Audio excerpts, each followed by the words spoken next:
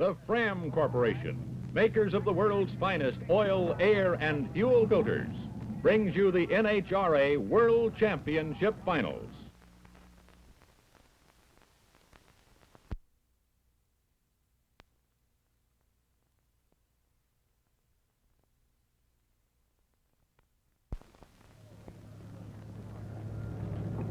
This is Brock Yates, reporting from the Southwest Drag Strip in Tulsa, Oklahoma, the scene of the National Hot Rod Association's World Championship Finals, the World Series of drag racing. The Tulsa World Finals is exactly what it claims to be, a winner-take-all runoff between the champions who have accumulated the most competition points in 7 National Hot Rod Association regions that span the country. Over 300 of these top cars and drivers are on hand at Tulsa to compete in 7 special eliminator categories, categories that range from the elite top-fueled dragster bracket to the purely stock street sedans.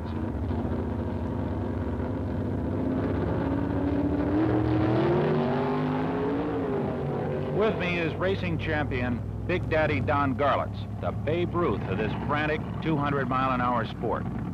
Since he's not entered at Tulsa, Don and I discussed the challenges that drivers would face on the wind-buffeted Southwest Raceway drag strip. Don, with qualifications about to begin, let's talk a little bit about the critical factors involved with the starting line procedure. What will you do as you approach the line with your dragster? Well, you have to pick a real good spot on the strip. That's very critical, the position of the car. And then the other factor that's very critical is your leave time, when you leave from the yellow to the green. Are you actually leaving before the green light comes on? You actually activate the clutch in the car before the green light comes on.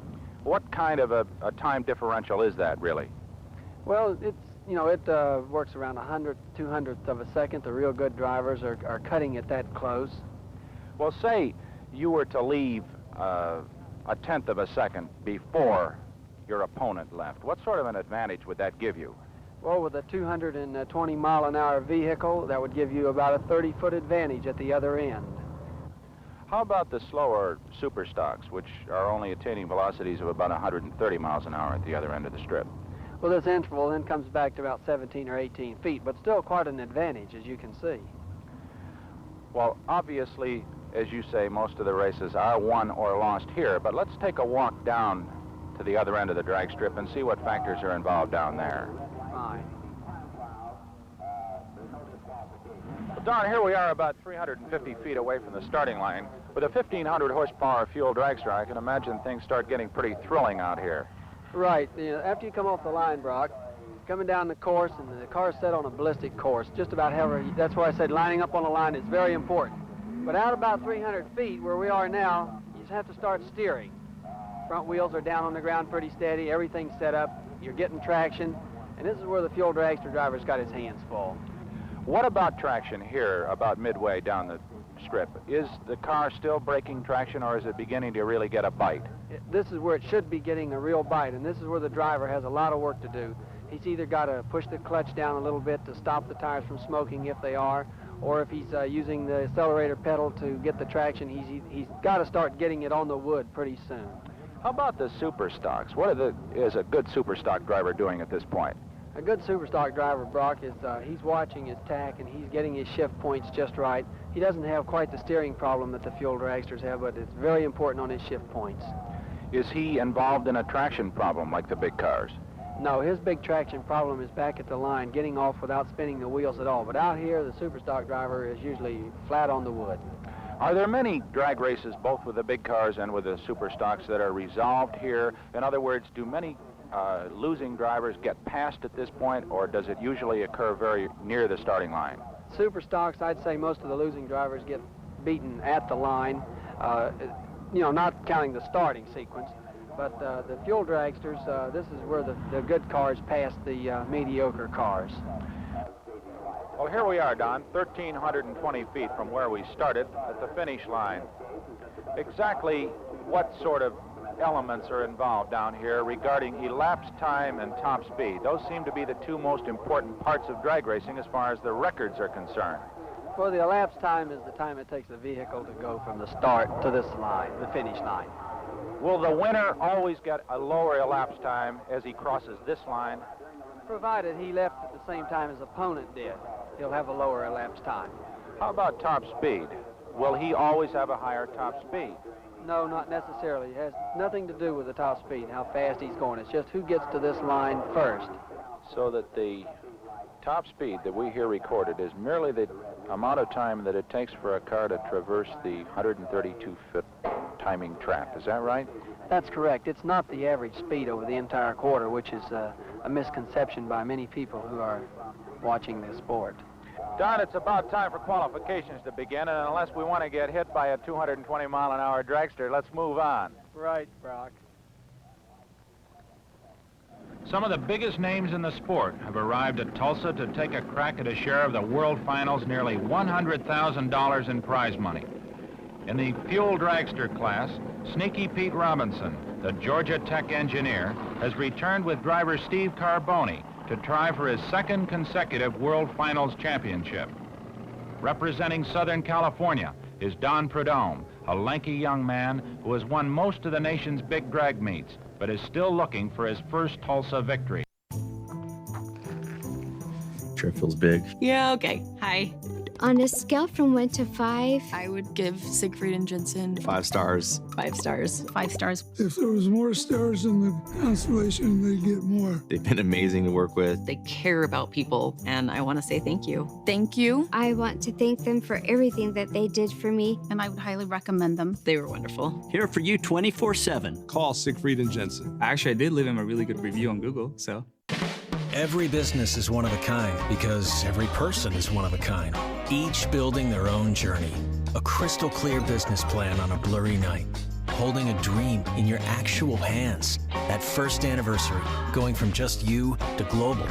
The wins, big and small, the tough calls, the laughter. That's what makes your thing so special.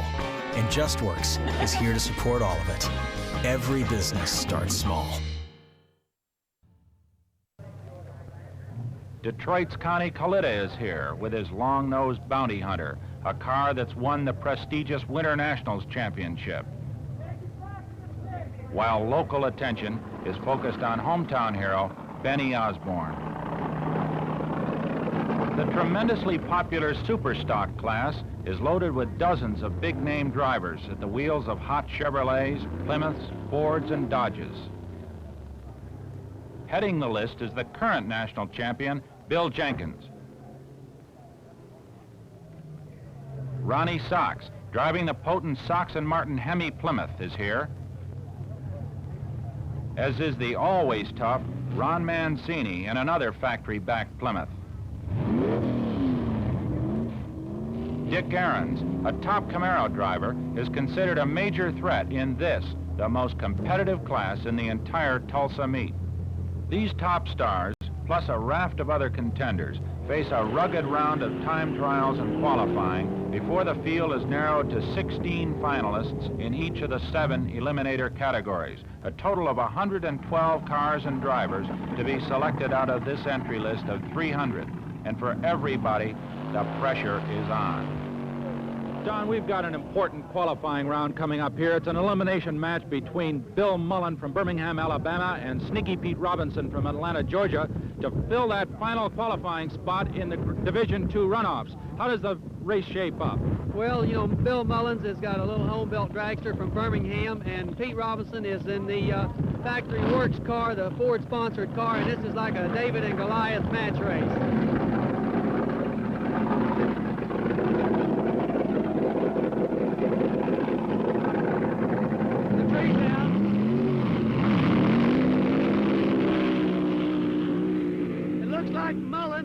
Shape a little bit off the line.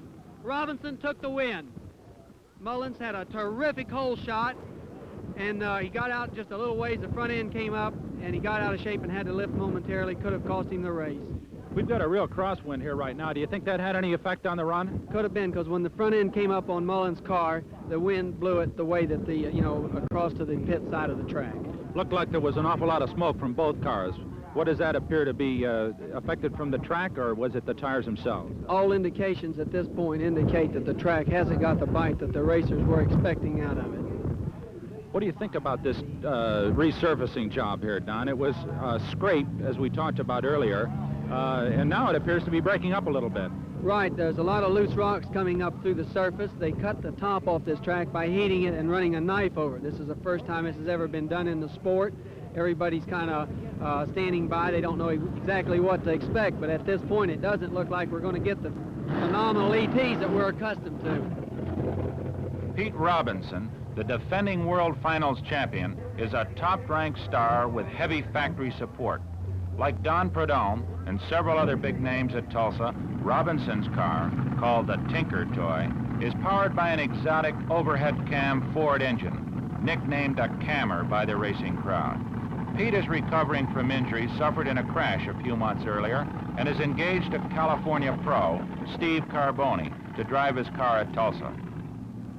Well, you just made a run which set low ET of the event up to this point. What do you think of the track condition out there? It's fairly good. If the weather continues to be like it is, we can expect the same conditions tomorrow. With they forecast rain. They have been better. Last year, Tulsa, the conditions were better. Well, you know, I've talked to several of the drivers, and you know, they scraped this track, and some of the drivers they're of the opinion that perhaps the track wasn't helped as far as traction was concerned. However, it is smoother. What do you think about that, Pete? Well, I think it's definitely smoother.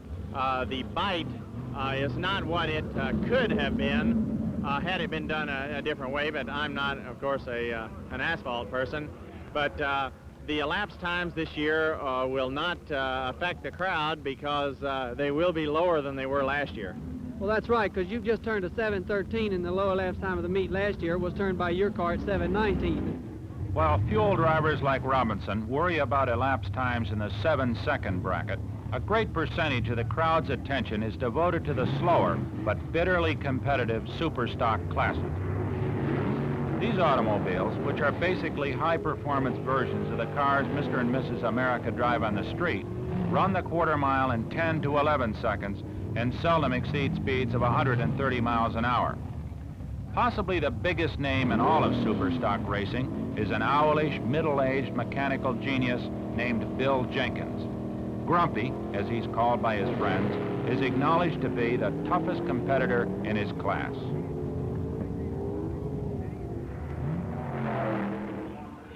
Well, Bill, you know, they've cut this track back here to get it smoother. Have you made any adjustments or any changes to compensate for the traction out there? Well, we're running maybe not quite as tight a gear ratio as we could, and a little bit taller tires. And I think tonight I'll probably take a little bit of flywheel weight out of it, about another 10 or 12 pounds flywheel weight out of it, to try to make it a little bit easier to drive, because in scraping the paving, they've made it a little bit sore, and it's kind of hard to get a hold of. It's not a real good seal on the surface, and as it gets used again, the rubber and the oil will get mixed up in the surface and seal it again, and it'll become as good as it was, but it's going to take some time. It may happen by tomorrow afternoon, and it might not. We're going to have to adjust for it if it does. How do you stand in the field right now? Well, I think I'm in number 4 position as far as the qualifying is concerned. That doesn't mean a whole lot, though, does it, when you're as competitive as the Superstock class is right now? No, I believe actually there were a couple cases this morning when I was experimenting a little bit too much, and I could probably have gone a little bit quicker this morning as it was. Another man who's experimenting to find the right combination is Ronnie Sachs, a Southern pro who teams with his mechanic, Buddy Martin, to form one of the toughest partnerships in big-time drag racing. Well, early in the day, it was slowing them down right much, but we're getting some rubber on it right now, and it seems to be times are coming down right smart. Who's in there as a contender as far as you're concerned right now, Ron? Well, every one of the guys right now, it's only 11/100ths difference, so it's anybody's race. Didn't you have a little trouble earlier this morning in one of your runs? Right, we were experimenting with some new transmission and didn't seem to work out too good. Another driver who's having trouble at this point is 3-time Winter Nationals champion Connie Coletta and his Bounty Hunter.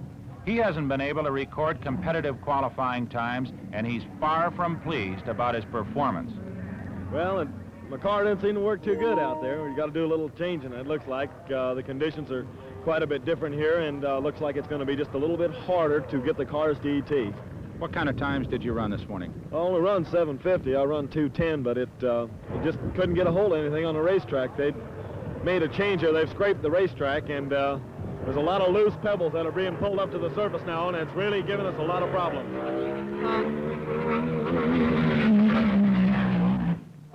How about this crosswind out here, Connie? Is this going to be any trouble? Yes, it is. When I pulled from the parachute down in the lights here, it got all the car and slid it sideways on me, and it got into a couple of gyrations. This wind picks up any more this afternoon, which I believe it's supposed to. I think they're going to have a little bit of handling problems out here. Will you do anything as far as gear ratios or setting the chassis up differently to counteract any sort of crosswind? Not really, because the vehicle is all under a strain when it's under acceleration, and the car takes a set. The wind doesn't usually affect it. It's on acceleration. It's in the shutdown areas where you really get into trouble.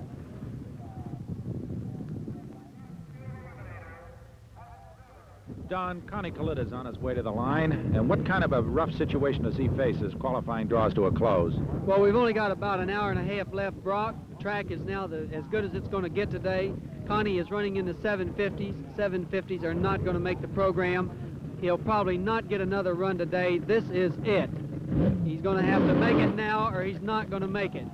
So here he comes. You can hear his engine coming up now, so let's see what it's going to be. Right.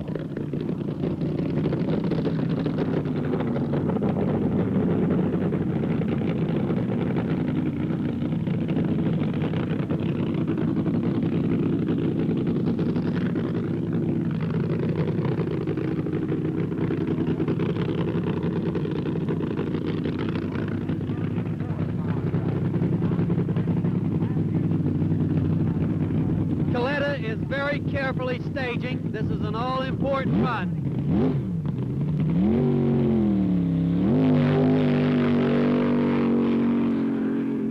Coletta has lots of smoke. Awful lot of smoke. 7:55. Coletta probably will not make the program. Qualifying draws to a close, a mass of drivers take to the track for one last crack at making the list of 16 finalists in their respective classes. Some make it, others, including big names like Tom McEwen and Connie Collitta, do not. They have no choice but to load up and begin the long trip home. For the men who made the finals, they face a night of tuning and a last-minute search for a few more horsepower before official elimination rounds begin in the morning.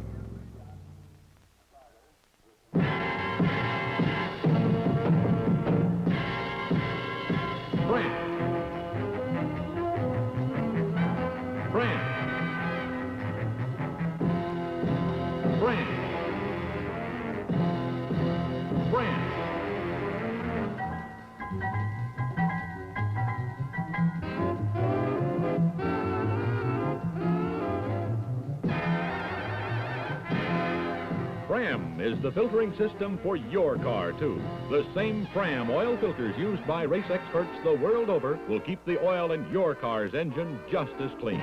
Effective filtration is keeping dirt outside so that things work better inside. For oil, air, and fuel, the final word in filtration is Fram. They work on the track. They work on the road. Fram filters.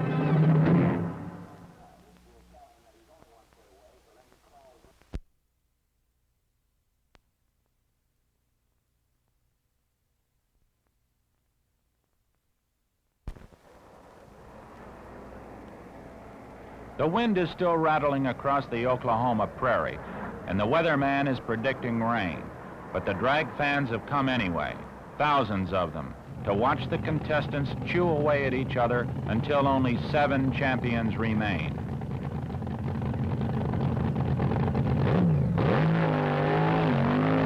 Two rounds of top fuel eliminations have been run off, and now suddenly only 4 drivers are left.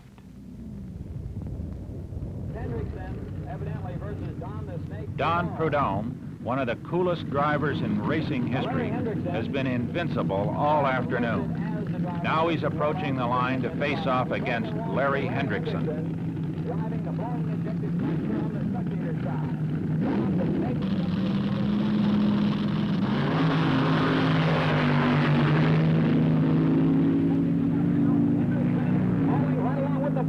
And the win goes to Don Prudhomme. He will go into the final A lap time, 7.19 seconds. Now it's dark horse Benny Osborne's turn to face the factory-backed might of Steve Carboni and the Robinson Fueler. Benny Osborne making the turnaround. The super powerful machine of Pete Robinson is following. The red car with Steve Carboni doing the handling.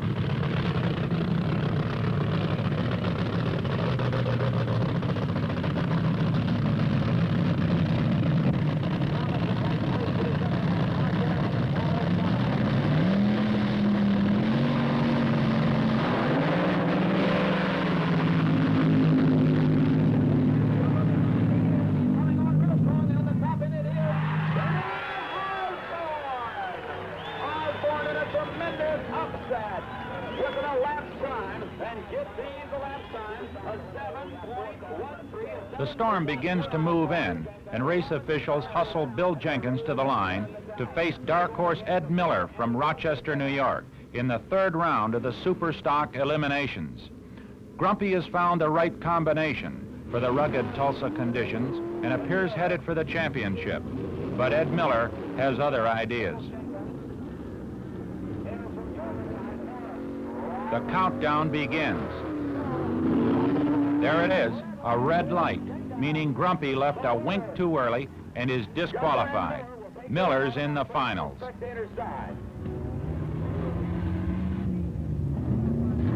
And now it's Ron Mancini and Dick Ahrens, a pair of longtime Detroit crosstown rivals, squaring off in the second Super Stock runoff. Mancini jumps eagerly toward the starting line. Aaron moves forward. Before the countdown starts. Keep an eye on that. There he goes. There's the green, and there's another foul. In his attempt to stage his car, Mancini drove a few inches too far into the ultra-sensitive electric eye beams. The storm begins to move closer. Dick Ahrens and Ed Miller are hustled to the line for the Super Stock Championship run. Riding on the next few seconds is a special $10,000 award, the biggest ever for cars in this class. It's a perfect start, and they roar away into the gathering darkness. The crowd waits for the win light. It's Miller in a tight finish. But there's no time to celebrate Ed's victory now. The storm is moments away, and Benny Osborne and Don Prudhomme move to the line for the Top Fuel Eliminator Final. It's so dark that little more than the exhaust flames licking from the car's nitro-powered engines are visible.